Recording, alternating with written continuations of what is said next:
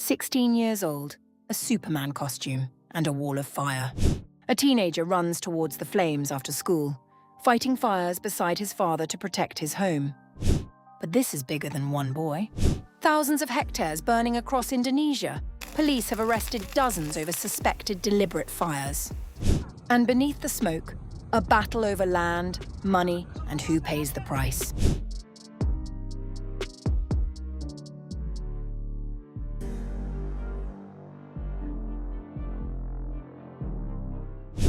In the outskirts of Palangka Raya, central Kalimantan, a 16-year-old has become an unlikely face of Indonesia's fire season. Unlike other children his age, Rudiyansah spends his afternoons after school dousing flames near his family home, dressed in a Superman costume he already owned rather than letting it sit unused. After school, I would just come home and help monitor the situation, rather than just staying home and being on my phone. I'd rather join the firefighting crew, because this is my home.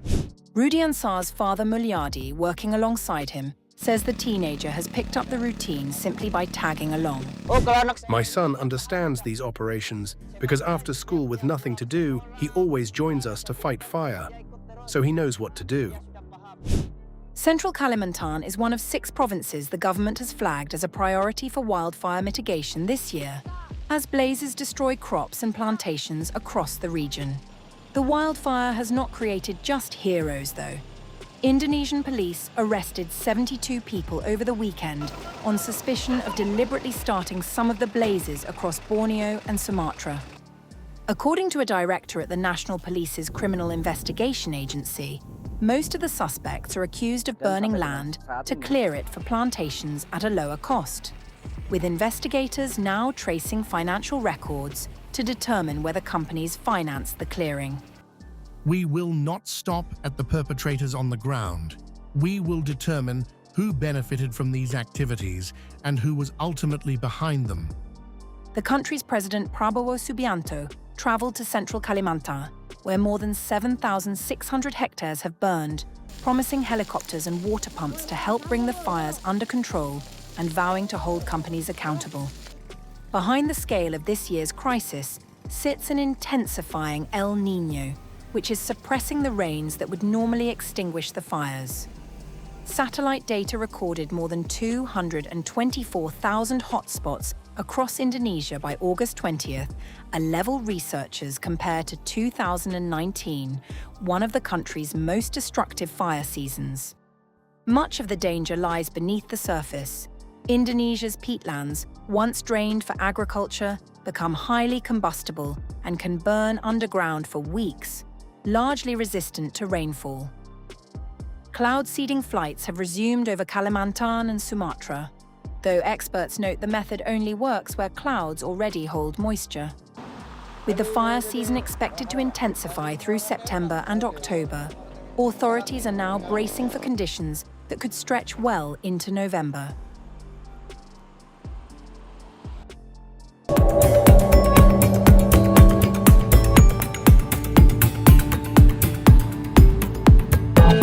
Malaysia is confronting another bout of transboundary haze as wildfires burning across neighbouring Indonesia send thick smoke northwards, pushing air pollution to unhealthy levels in parts of Sarawak and Selangor. Residents have been urged to reduce outdoor activities as authorities warn that hot weather, limited rainfall, and prevailing winds could prolong the pollution. In Sarawak on Malaysian Borneo, the air pollution index reached 182 in the southern district of Serian by noon on August 10th. Malaysia classifies readings between 100 and 200 as unhealthy, while levels above 200 are considered very unhealthy and can trigger school closures and strict restrictions on outdoor activity. Across the South China Sea, Johan Setia in Selangor recorded an API of 152, the highest reading in peninsular Malaysia at midday. The deteriorating conditions come as wildfires spread across parts of Indonesia. A blaze in Bromo Tengah Semeru National Park in East Java scorched about 550 hectares over the weekend, while several other fires spread rapidly across the island during an unusually dry period.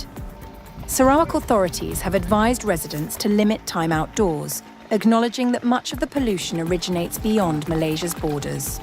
This is not a one-off problem. It happens almost every year, and much of it comes from the other side of the border due to activities beyond our control. Malaysia's Meteorological Service warned that hot conditions and reduced rainfall could persist until August 14th, potentially worsening the haze. Southerly winds are carrying smoke from Indonesian fire hotspots towards Malaysia, with southern Sarawak particularly vulnerable to deteriorating visibility and air quality. Southerly winds and the high number of hotspots in the neighboring country have the potential to cause transboundary haze and reduce visibility, especially in the south of Sarawak. Transboundary haze has plagued Southeast Asia since the 1970s, with Malaysia and Singapore repeatedly affected by fires in Indonesia during dry seasons. The most severe episodes came in 1997 and 1998, and again in 2015, when smoke blanketed large parts of the region, contributing to deaths and sending thousands of people to hospital with respiratory and cardiovascular problems. The issue has also repeatedly strained relations within ASEAN. Regional governments introduced the Haze Action Plan in 1997, but enforcement has remained difficult. Malaysia and Singapore have previously criticised Indonesia over open burning, often associated with land clearing for agriculture. Jakarta maintains that it has strengthened enforcement against companies responsible for fires and disputes, claims that Indonesia alone is responsible for the haze. For Malaysia, however, the immediate concern is the air residents are breathing. With fires still burning, rainfall limited, and winds carrying smoke across national borders, authorities are warning that the latest haze episode could worsen before conditions begin to improve.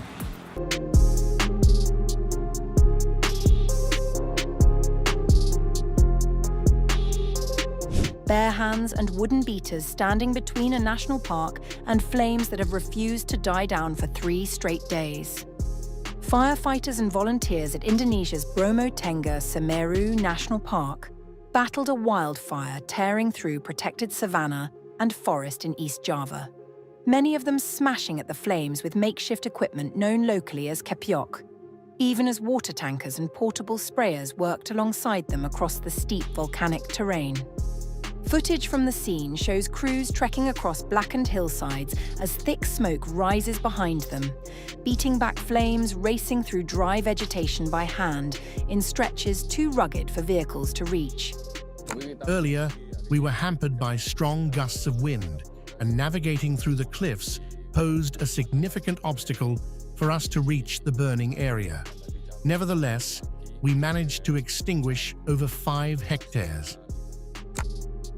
The wildfire was first detected on August 3rd inside the Bromo Tengger Semeru Conservation Area, spreading quickly through parts of Probolinggo and Malang regencies. By August 5th, ground teams reported the fire beginning to ease, although isolated hotspots remained scattered across the burned area. This wildfire has been ongoing since August 3rd, 2026, starting at around 5 p.m. As of today, there are still remaining spots of fire that have not been put out, although the vast majority of the burned area has been successfully controlled. As of August 4th at 5:40 p.m., since the fire broke out on August 3rd, the total burned area is approximately 51 hectares. Officials have given differing estimates of the fire's scale as assessments continue. Park authorities put the burned area at around 51 hectares, while Indonesia's National Disaster Agency said on August 6th that at least 60 hectares had been destroyed.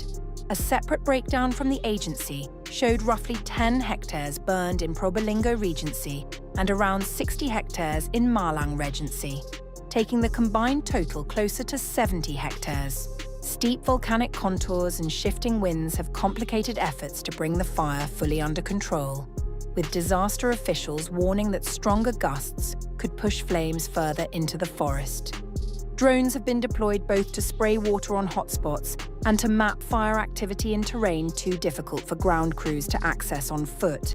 Parts of the park have been closed to tourists since August 3rd, with entrances through Malang and Lumajang regencies shut off for the duration of the operation. No casualties have been reported so far, and the cause of the fire remains unclear. For now, the fight continues much as it began. Hundreds of personnel working the line, water tankers where the terrain allows, and crews on the ground beating back the flames one stretch of hillside.